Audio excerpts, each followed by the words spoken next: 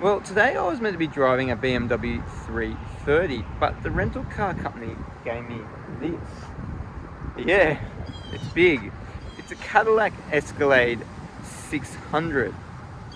And I guess I am in the US, so it does make sense that I do drive one of the US Yank tanks. And I'm going to review this today. In this review, we're going to have a look at the exterior, then we're going to take you around the interior, and then I'm going to talk about what the car's like to drive. If you haven't already done so, please subscribe to this channel by pressing the subscribe button below. So from the outside here, you can definitely see this is a big car. It's got this big grille on the front, the Cadillac badging there. Then you've got the lights, so you've got these sort of slim looking lights. Then you've got some lights that also run along the side, act as blinkers as well. If we take you around the side of the car, what we can see here is it's long, very long. It's got 22-inch wheels on it, which don't look like that big actually, in fact. And they're 50 profile tyres and 275 wide on this. As we go further around the side, you can see those side rails which you'll need to get in the car. A lot of chrome around the side there. Then you've got some Cadillac badging there on the side. And then we take you around the rear of the car, and then you can see it's got some lights that look more like it's a Volvo. So they run along the side here, and then you've got these dual exhaust systems, some more chrome, very flat looking back, and then you've got the Escalade badging, and then the 600 on the right hand side there.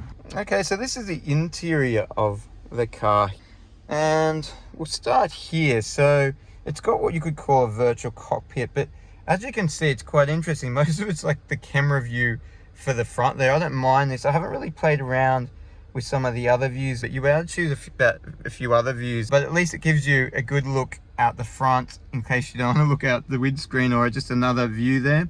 You've got your different trip computer. That's an interesting design that sort of runs along the side here, but obviously just is here where it actually the readout is. Now, the infotainment system, it's a reasonable size. I'll just take myself out of Apple CarPlay so you can see it actually in the full view. Got a few different settings there, but nothing special in there. Obviously, Android Auto would also work. You've got your air conditioning dials, your standard gear stick, and then a whole array of different buttons there. And you can also control the infotainment system with these buttons as well, but it is touchscreen. You've got micro and a mini USB port. You've got storage, you've got some cup holders here, you've got more storage. This is not that old, and it's already, the plastic's already bending in there. Maybe a bit of a cheap build there. A huge glove box, look at the size of that thing. So we'll just open it up, and you've got some more USB ports, some memory card ports, charging ports, and then heaps of different storage. The seats here, they're quite comfortable. What's interesting is they've actually got speakers inbuilt into the actual seats here. Got the Cadillac badging. Don't mind the color, and it sort of is a big seat. It really sort of makes you feel comfortable in there. You've got a bit of two-tone with a few different fake looking wood inlays and some leather on the side. You've got some leather here. It all feels reasonable quality, all the bits and pieces, really, until you get down to here where I showed you before. That's a bit plastic and cheap looking there, and then that rubber that looks also cheap. You've got some nice sort of inlays that look quite nice. The rear view mirror is actually a camera, so you can actually see behind you. What I don't like is this big tinting at the top here. It kind of takes out some of the view. It's just a bit annoying. Not sure why they've got that. Front and passenger seats also fully electric, as you can see there. There's also some interesting other buttons here for towing. I'm not really exactly sure what they do, but they'll help you adjust whatever you need to on the towing there. Then you've got these different modes, full drive options as well. So in the rear here, space is definitely not a problem at all. I'm nowhere near there. I can rest my legs out there and have plenty of room. This seat will move forward. This is the furthest back it goes.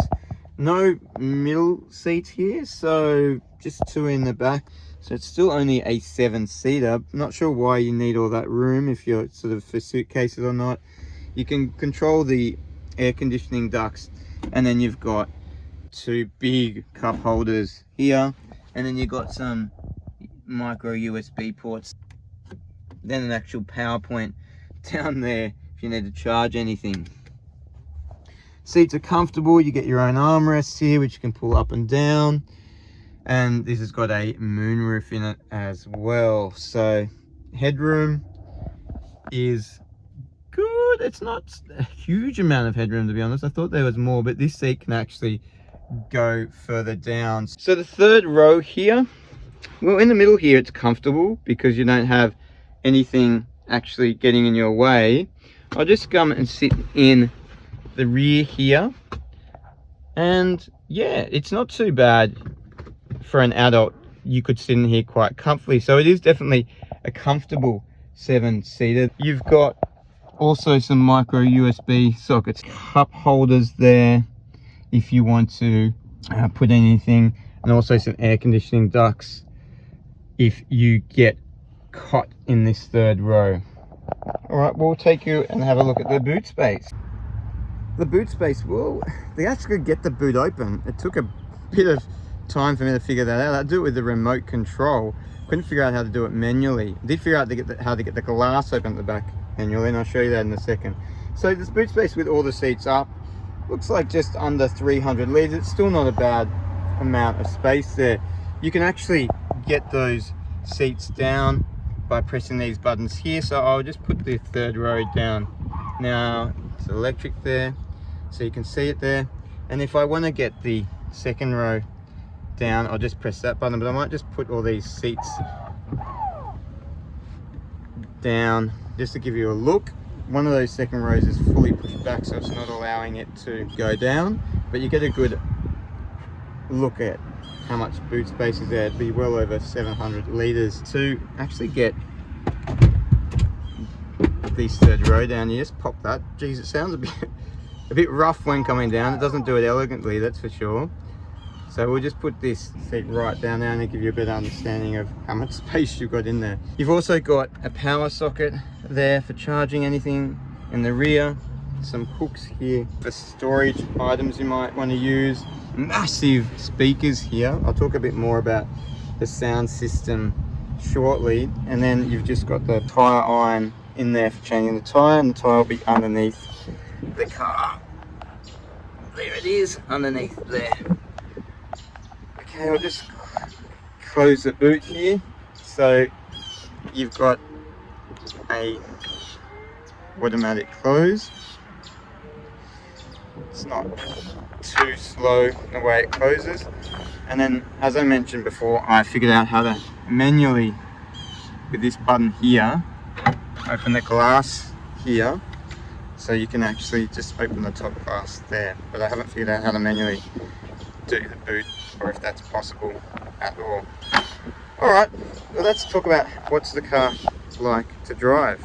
How has the Cadillac Escalade been to drive?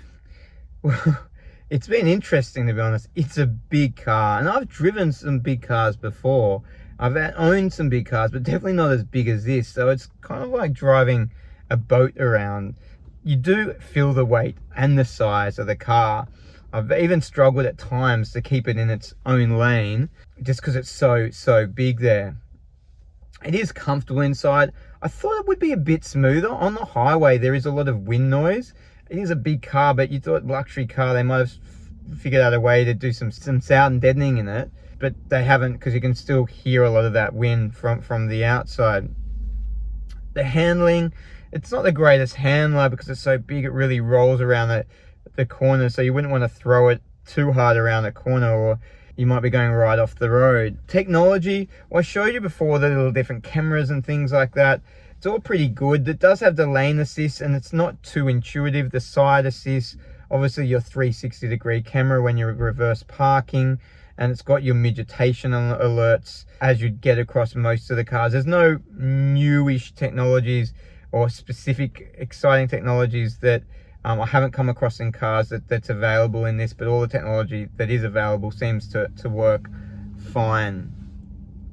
Is it quick? Well, it's got a V8 6.2 litre engine in it, so you'd think it would be quite quick. It never feels underpowered, but it's certainly not a sports car. You put your foot down and you hear the engine, which it sounds it's loud enough. It sounds like a V8, but it certainly doesn't sound a very chirpy V8, and you feel the weight when you put your foot down. The engine really sort of struggles to get it moving, although it's, you know, it's not super slow, but it still take you about 8 seconds or so to get to 100 kilometers an hour. The brakes, I didn't like the brakes on this. It really sort of, that I wasn't feeling very, very confident at all with the brakes. I'd hit the brake and I wasn't sure that if I would be able to stop in time in the car in front of me. They felt very soft underfoot. The sound system in this is incredible. I don't think I've been in a car with a better sound system. The quality is probably not as good as some of the high-end Europeans, but the output is better than any car I've been in. I've put it to about 60% volume, and it's way too loud. So I can't imagine even going for the full 100%. That'd just be ridiculously loud. But when you do that, you are starting to lose a lot of quality through these speakers. So all in all, what's my thoughts about this car? Look, it's definitely not my sort of car. It's way too big for me. But if you like these big sort of cars, it's a comfortable car. You've got a lot here of technology around you and a lot of little features there, and it's very practical. So this definitely is worth having a look if this is the sort of car you're in the market for. You're probably in the US if you're watching this, because I'm not sure how many other markets have this car. So then you'd be looking at other things like the Yukon, which is also a similar size to this. But I think this looks a bit more nicer than the Yukon and some of the other bigger SUVs there. So this probably would be my pick of those big ones there in terms of looks. I haven't driven the other ones, so I can't comment on how they drive. Anyway, thanks for watching the review today.